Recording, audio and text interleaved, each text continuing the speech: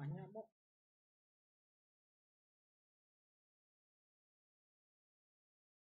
Gimana?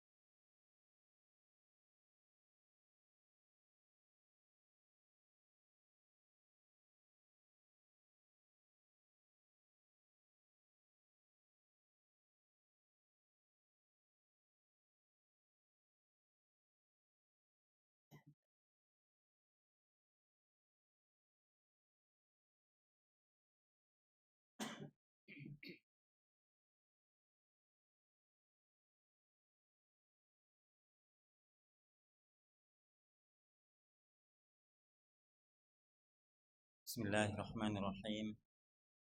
Assalamualaikum warahmatullahi wabarakatuh.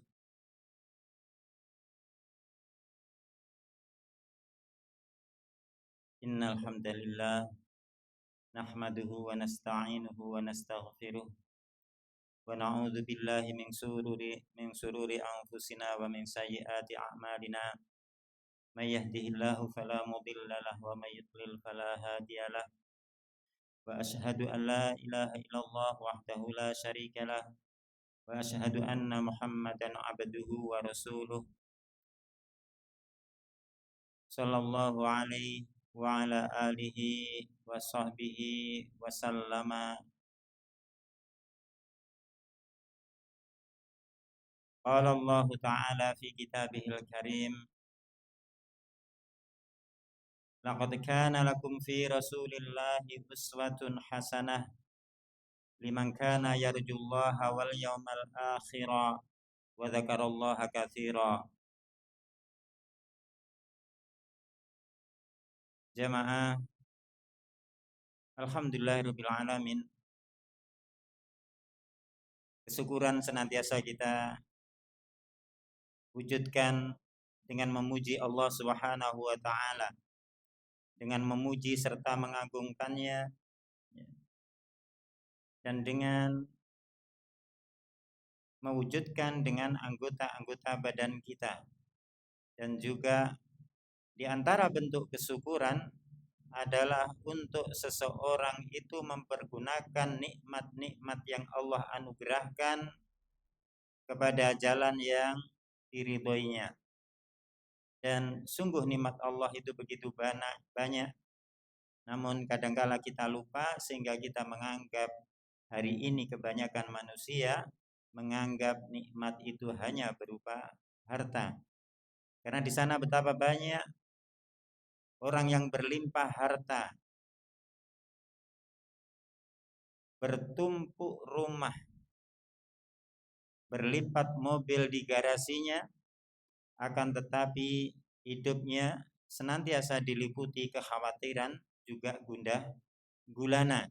Dan hal-hal seperti itu tidak selayaknya menimpa kita apabila kita mengikrarkan diri kita sebagai seorang mukmin, ya, sebagai seorang mukmin. Sebagaimana dikatakan oleh Nabi Shallallahu Alaihi Wasallam dalam hadis yang disampaikan oleh Suhaib ibnu Sinan, dan hadis ini masyhur, ya, dari sahabat Suhaib ibnu Sinan, beliau berkata, qala Rasulullah sallallahu alaihi wasallam, bahwasanya Rasulullah sallallahu alaihi wasallam bersabda, dan hadis ini masyhur, dimungkinkan sebagian kita ada yang menghafalnya, apalagi anak-anak yang sekolah. Kata Rasul sallallahu alaihi wasallam, ajaban li amril mu'min, inna amrahu kullahu lahu khair, wa laisa dzalika li ahadin illa lil mu'min. In asabathu syarra syakara fakana khairul lah, wa in asabathu dharra sabara fakana khairul lah. Rawahu Muslim. Jamaah rahimani wa rahimakumullah. Hadis ini akan kita sebutkan beberapa fawaidnya, yang fawaid tersebut tentu sebagainya akan kita dapatkan, ya, ketika di sore hari ini kita berjumpa. Tentunya di balik kelesuan ada harapan, ya. Di balik rasa menunggu, di sana ada yang diinginkan, ya. Dan sesungguhnya menunggu itu ada kalanya membosankan, namun di sore hari ini apa yang kita tunggu insya Allah telah dekat untuk bisa kita makan, ya. Maka sesungguhnya waktu berbuka itu memang banyak dinantikan, dan insya Allah keberkahan akan kita dapatkan bila mana kita memanfaatkan waktu sore ini untuk benar-benar perhatian, ya. Karena di akhir sore, di hari Jumat, di saat puasa, di sanalah tempat yang sangat mustajab bagi orang berdoa mengharap pada Allah, dan di antaranya menuntut ilmu itu padanya harapan besar untuk seseorang dimudahkan menuju surga. Maka hendaklah ketika kita memperhatikan menghadiri majelis taklim itu untuk mengharapkan kemudahan mendapatkan surga Allah Subhanahu wa taala, dan sore ini adalah hari yang sangat tepat bagi kita. Thayyib. Kembali kepada hadis tadi, Rasulullah mengatakan ajaba li amril mu'min.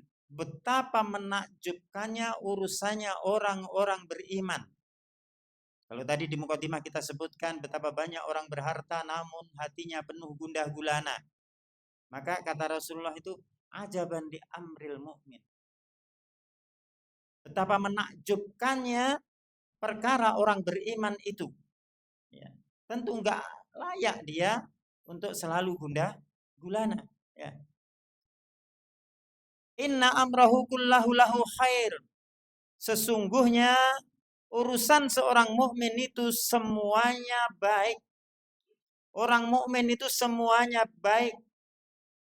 Beda sama durian. Durian itu meskipun isinya manis, ya, sebagai raja buah dikenalnya, namun luarnya kulitnya penuh dengan duri yang tajam. Tapi seorang mukmin itu luar dan batinnya baik. Apapun keadaannya baik, kata Rasul sallallahu alaihi wasallam. Walaisa dzalika li ahadin illa lil mukmin. Maka kebaikan segala sisi itu enggak akan pernah diperoleh oleh seorang pun, ya, illa lil mukmin, kata Rasul sallallahu alaihi wasallam, kecuali untuk orang beriman, ya. Orang beriman itu baik semuanya. Selain yang beriman gak akan pernah dapat kebaikan secara menyeluruh seperti ini, kata Nabi Shallallahu Alaihi Wasallam. Kemudian beliau menjelaskan detailnya, in asobathu syarra'u syakara, ya, fakana khairun lah. Ya. Apabila menimpa dia atau dia mendapatkan suatu kesenangan syarra', suatu nikmat, suatu yang membahagiakan, ya, dari nikmat-nikmat yang ada, baik berkaitan dengan hatinya, baik dengan berkaitan dengan fisiknya, atau keluarganya, atau hartanya, atau keselamatannya, syakaro, ya, dia bersyukur. Ketika dapat yang menyenangkan, dia bersyukur. Itu seorang mukmin, ya. Dan itu baik bagi dia. Wa in asobathu dharra'u sabara. Dan apabila menimpa dia itu dharra, kemadharatan, kesusahan, kesedihan, musibah, ujian, ya, maka seorang mukmin itu sabara. Dia itu bersabar. Fakana khairullah. Maka kesabaran ketika ditimpa masaib, yakni musibah-musibah, ujian-ujian, ini adalah kebaikan pula bagi dia. Pas oleh seneng baik, pas oleh ujian baik. Itu mukmin. Mukmin ini. Kalau nggak gitu, koreksi aja diri kita. Ya, ketika kita diberi nikmat kok nggak syukur, alias syukur kur lambene tok, lewong Jawa ngarani, ya. Syukur cuma lesannya tok, ya.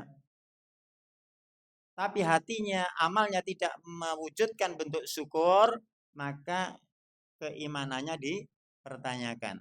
Dan apabila dia diuji nggak sabar, dia mengeluh melebihi kadar, dia melontarkan kalimat yang membuat Allah nggak ridho, meskipun dia mengatakan aku sabar, maka kesabarannya tidak dibenarkan, sehingga keimanannya juga dipertanyakan. Di sisi yang lain, Rasulullah Shallallahu Alaihi Wasallam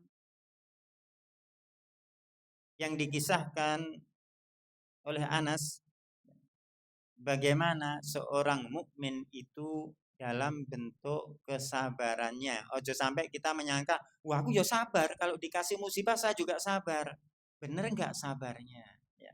Beda sabar dengan nerimo. Nerimo sama sabar itu beda. Ada suatu ajaran agama, ya, di Indonesia ini, yaitu katanya kalau dipukul pipi kanan, diserahkanlah pipi kiri. Ini bukan sabar, ya.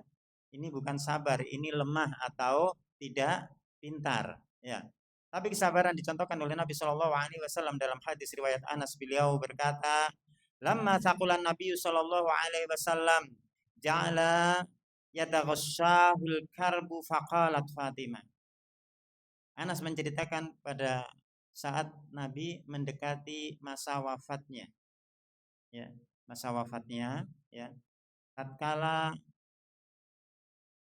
apa yang dirasakan Nabi itu sudah sangat berat, ya, himpitan rasa sakit, ya, yang menimpa tubuhnya ketika mendekati kematiannya itu telah meliputi dirinya, ya, betul-betul sakit, ya. Kata Nabi Shallallahu Alaihi Wasallam di hadis yang lain, sesungguhnya di dalam al-maut, kematian itu, la syakarot, ada sekarat, wong Jawa ngarani. Ada sakaratul maut. Sakaratul maut itu sangat sakit.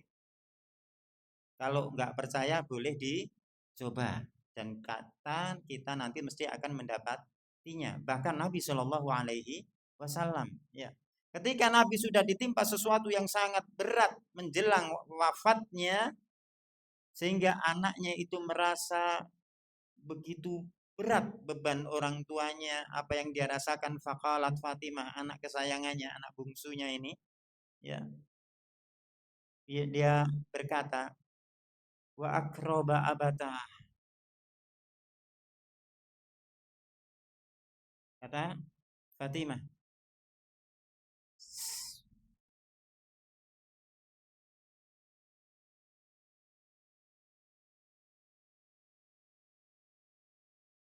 sang anak ini,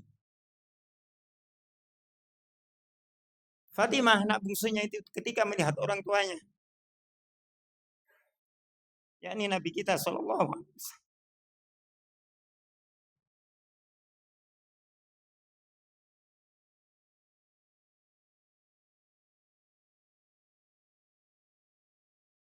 ketika sang Fatimah melihat orang tuanya ditimpa rasa sakit yang berat, ya, mendekati waktu ajalnya tiba,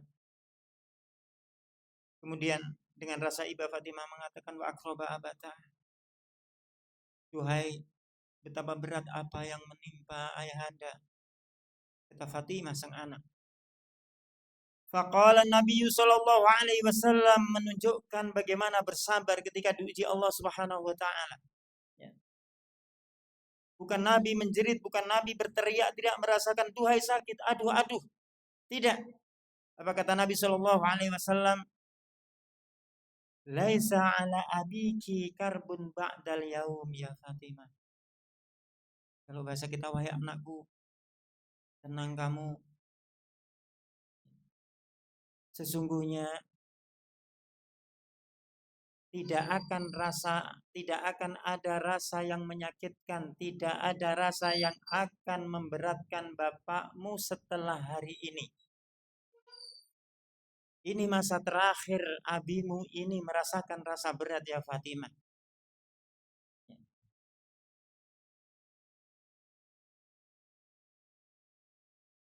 Falamma mata, maka pada akhirnya Allah mewafatkan Nabi kita yang mulia Sallallahu Alaihi Wasallam.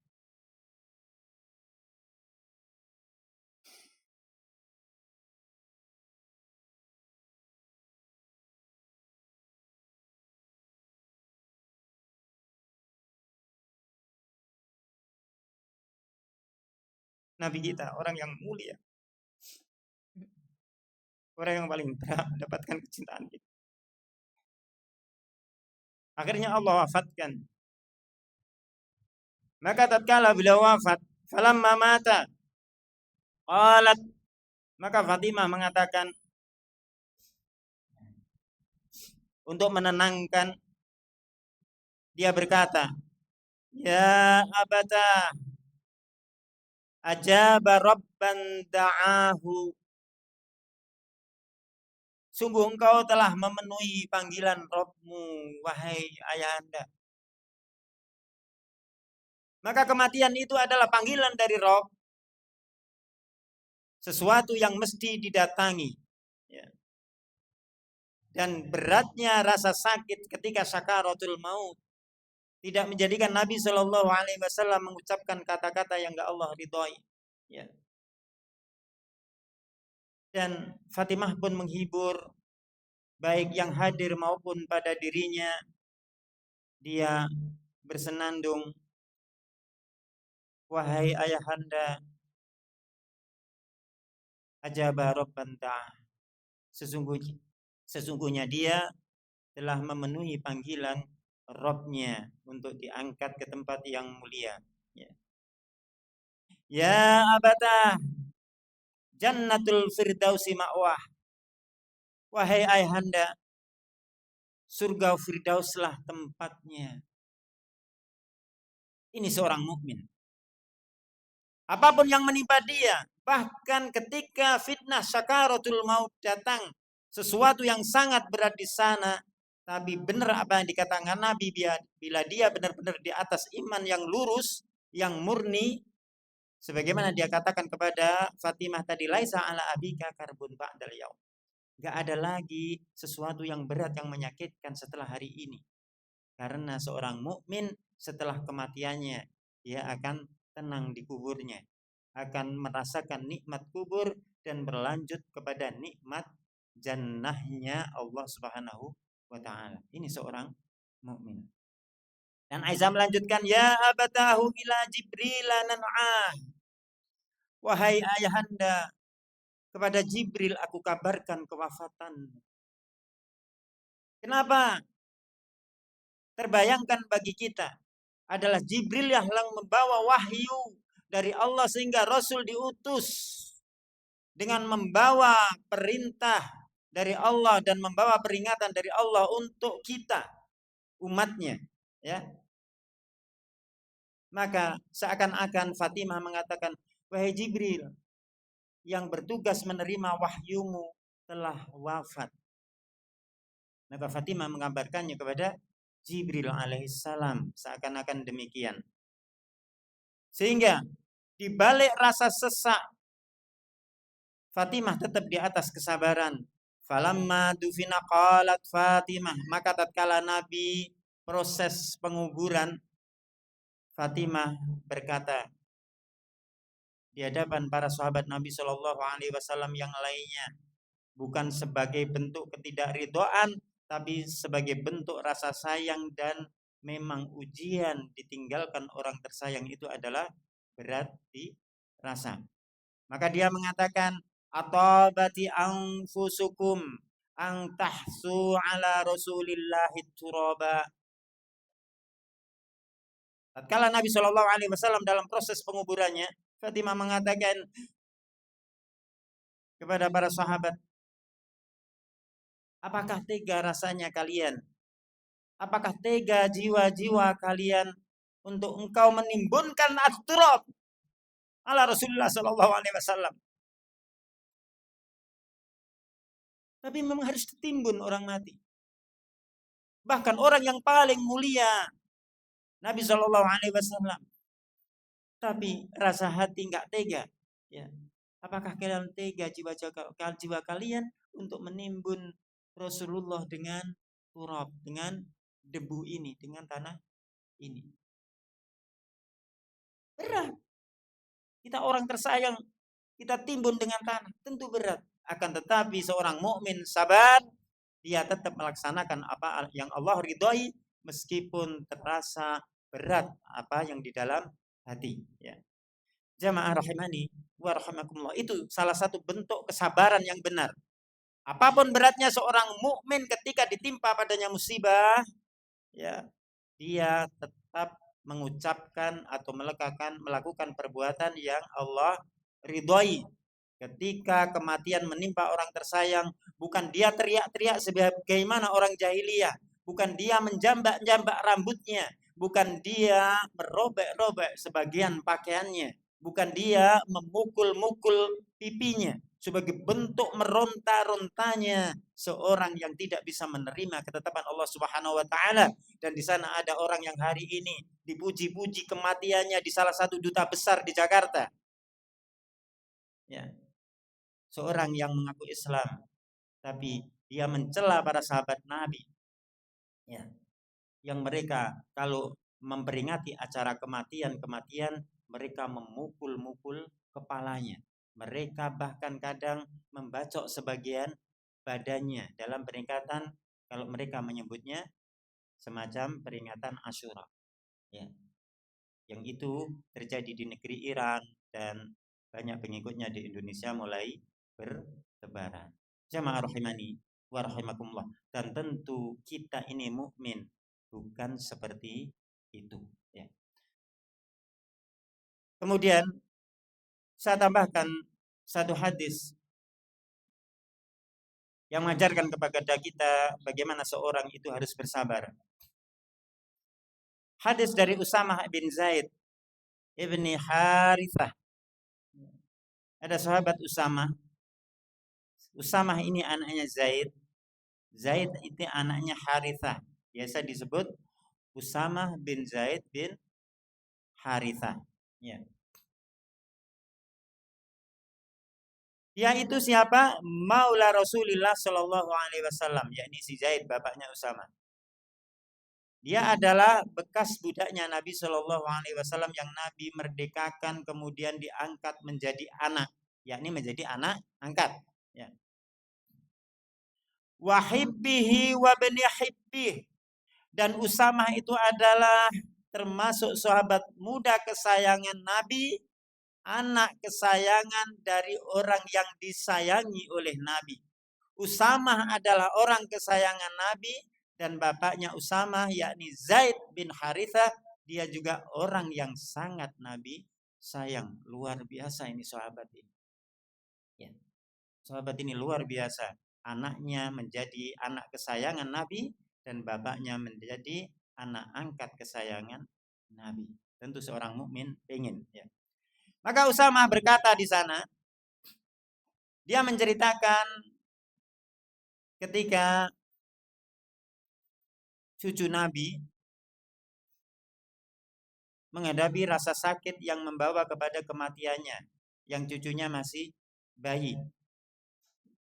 Cucu Nabi ini putra dari anaknya Nabi yang besar, yang pertama, yang sulung pertama bersama Khadijah. Ya.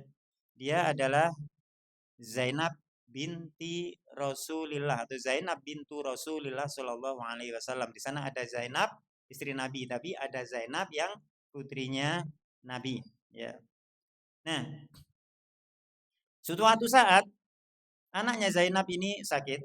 Ya. Nah, ini diceritakan oleh Usamah bin Zaid. Ya. Kata beliau, Arsalat bintun Nabi,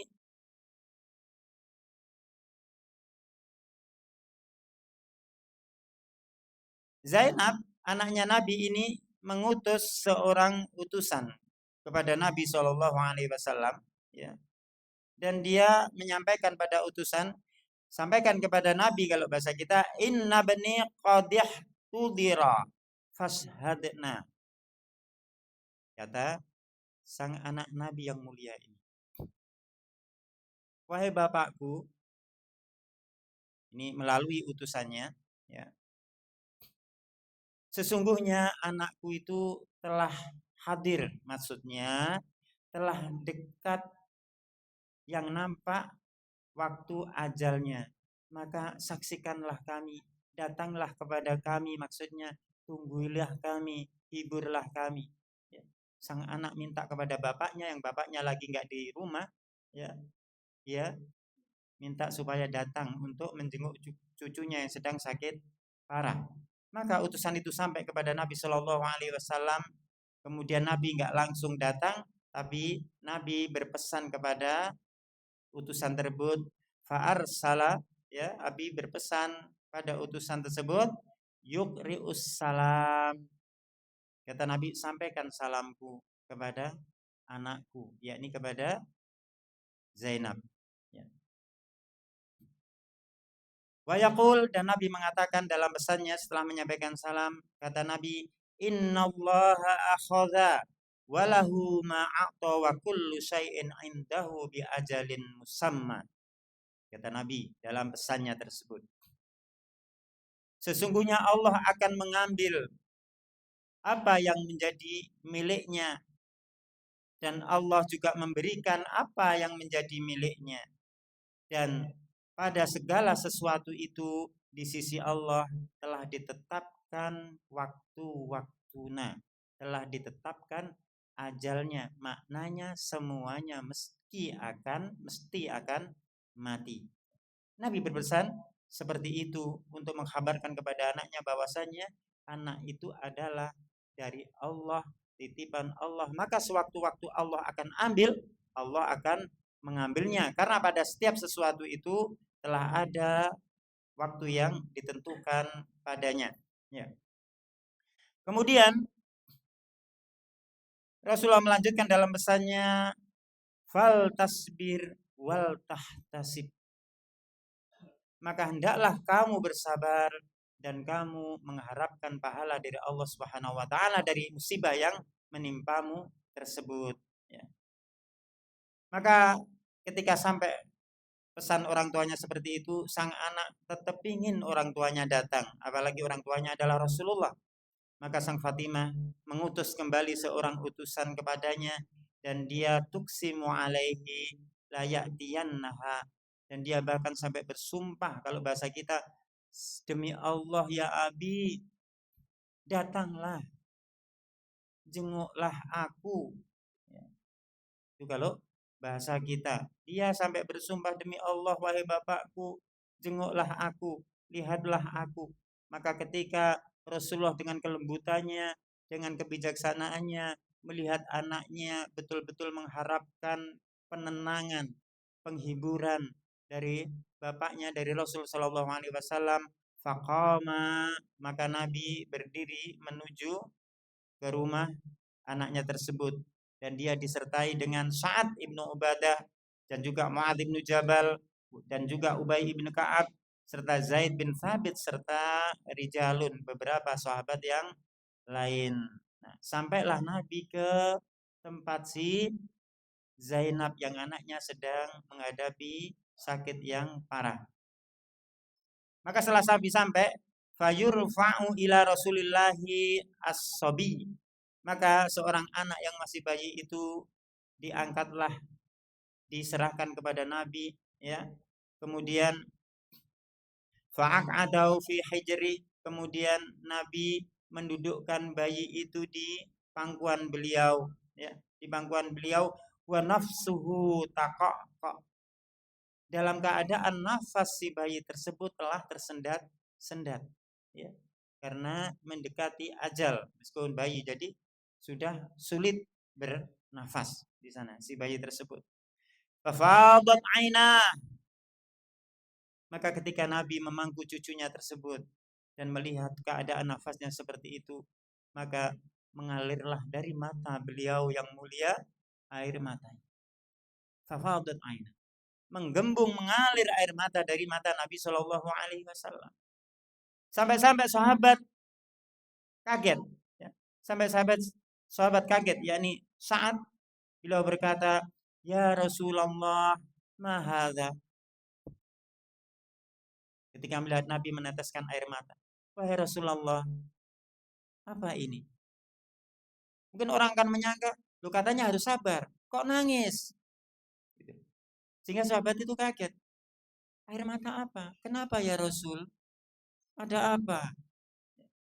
Maka Rasulullah Shallallahu Alaihi Wasallam bersabda, hadhihi rahmatun ja'alahallahu fi qulubi ibadih.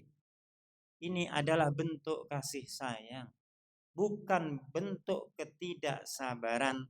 Yang kasih sayang ini Allah jadikan di hati para hambanya, ya.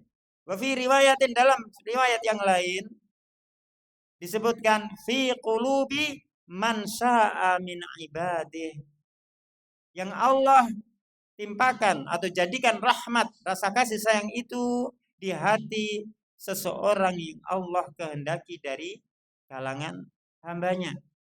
Maka Rasulullah melanjutkan, wa innama yarhamullahu min ibadihi ar-ruhama, dan hanya saja Allah itu akan merahmati dari para hamba ini orang-orang yang punya rasa kasih sayang, bukan orang-orang yang kasar, bukan orang-orang yang tidak punya rasa iba, bukan orang-orang yang tidak menyayangi yang lain.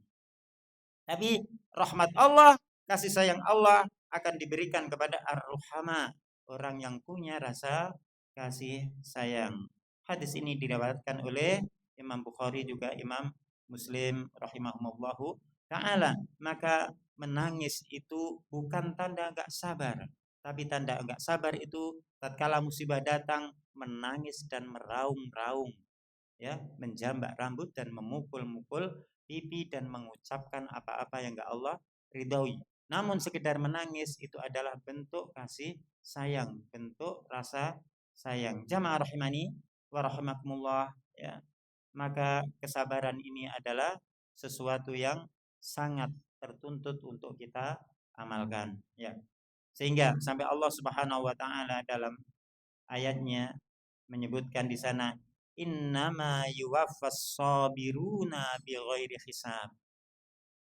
Hanya saja orang-orang yang sabar itu akan dicukupkan dengan sebab kesabarannya pahala bighairi hisab.